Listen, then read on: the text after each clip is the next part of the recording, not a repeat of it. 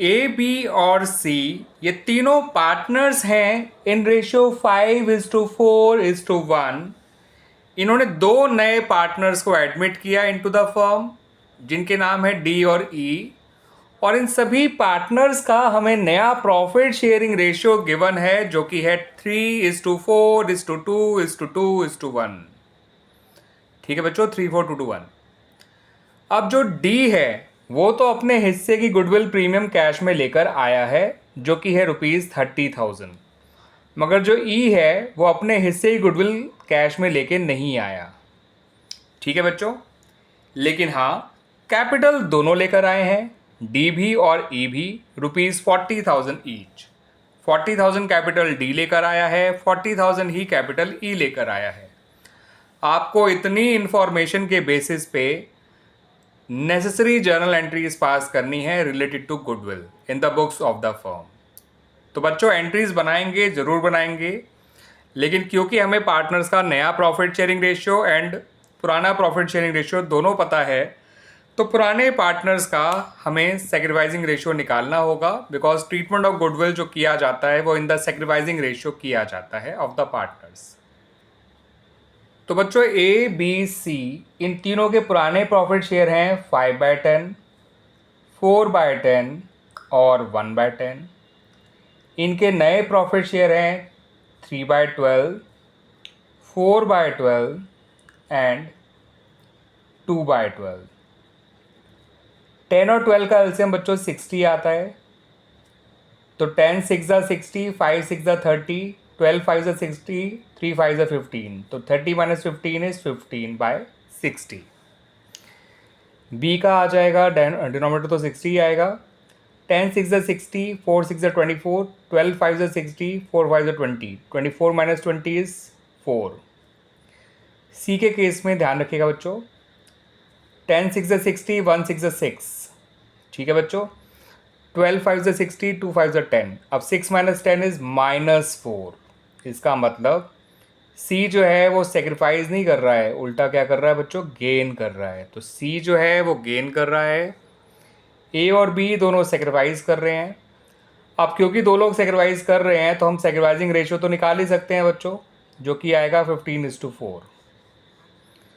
ठीक है बच्चों, सी गेन कर रहा है, इस बात को ध्यान रखिएगा। यानी कि जो प्रीमियम आया है डी के द्वारा जो लाया गया है प्रीमियम, और जो हम पैसा ई से लेंगे, क्योंकि नया पार्टनर गुडविल लेके नहीं आया तो उसमें छोड़ते नहीं हैं, उसकी गुडविल जितना पैसा उसके करंट अकाउंट से ले लेते हैं। ठीक है बच्चों, तो ये सारे पैसे जो डी प्रीमियम के तौर पे लेकर आया है और जितना पैसा ई के करंट अकाउंट से लेके दिया जाएगा वो केवल ए और बी को दिया जाएगा, बिकॉज यही दोनों सेक्रीफाइस कर रहे हैं। और किस रेशियो में दिया जाएगा, उनके सेक्रीफाइसिंग रेशियो में, जो कि है 15:4। लेकिन अब सी को भी नहीं छोड़ा जाएगा क्योंकि वो गेन कर रहा है, उसे प्रीमियम तो नहीं मिलेगा, ना ही ई से जो पैसा लिया जाएगा वो भी नहीं मिलेगा उसको, लेकिन उल्टा इससे भी पैसा लिया जाएगा बिकॉज वो सेक्रीफाइस नहीं गेन कर रहा है। अब सी से लेंगे कितना पैसा, ये जानने के लिए ये बहुत ज़रूरी है कि पूरे फर्म की गुडविल कितनी है। अब पूरे फर्म की गुडविल कितनी है बच्चों, उसको समझ लीजिए। आपको डी के हिस्से की गुडविल पता है 30,000, इतना काफ़ी है बच्चों। डी का प्रॉफिट शेयर है 2/12, तो आप इसे 12/2 से मल्टीप्लाई कर दीजिए, यानी कि 6 से मल्टीप्लाई कर दीजिए, तो ये कुछ निकल कर आएगा बच्चों 1,80,000। ये 8 है बच्चों, ठीक है, अब तो 8 लग रहा है ना बच्चों। तो दिस इज़ 1,80,000 जो कि पूरे फर्म की गुडविल है। अब आप ये भी बता पाएंगे कि ई से कितना पैसा लेना है।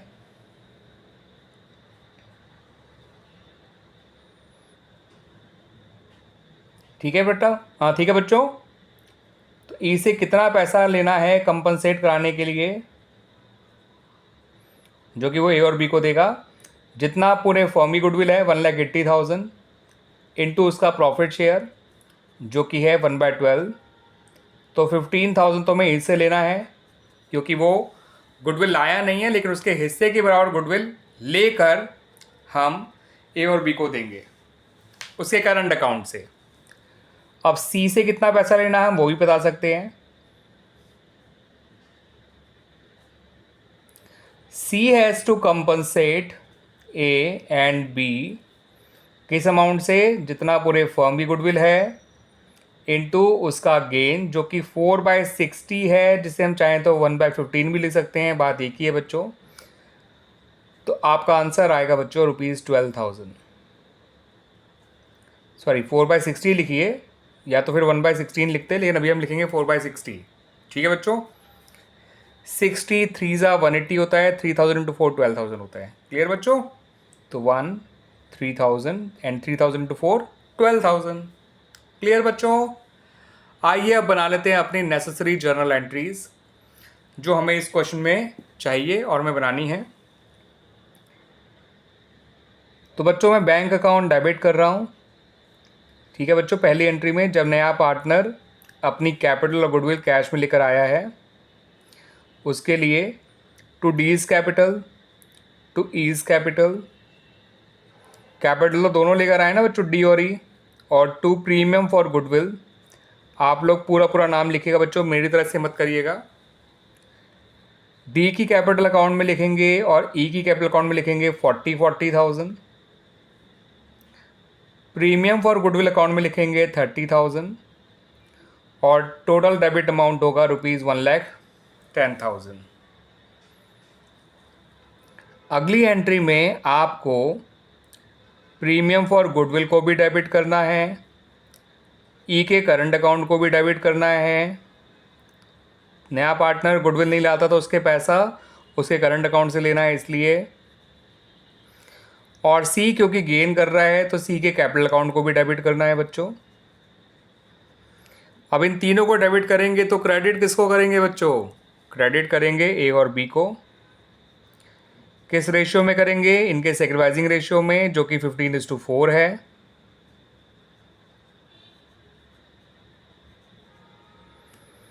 तो बच्चों आपको प्रीमियम में लिखना है 30,000 जितना प्रीमियम डी लेकर आया था। ई के करंट अकाउंट से लेना है 15,000, मैंने बता दिया कहाँ से आया है ये 15,000। सी के कैपिटल अकाउंट से लेना है 12,000, ये भी बता दिया कहाँ से आया है 12,000। ये टोटल अमाउंट है 57,000, जिसको आपको बांटना है 15:4 के रेशियो में बिटवीन ए एंड बी। तो 15 + 4 19, 57,000 जो कि टोटल अमाउंट इन लोगों से लिया जाना है, उसको 15:4 के रेशियो में बांटने के लिए जब 19 से डिवाइड करेंगे 57,000 को तो आएगा 3,000।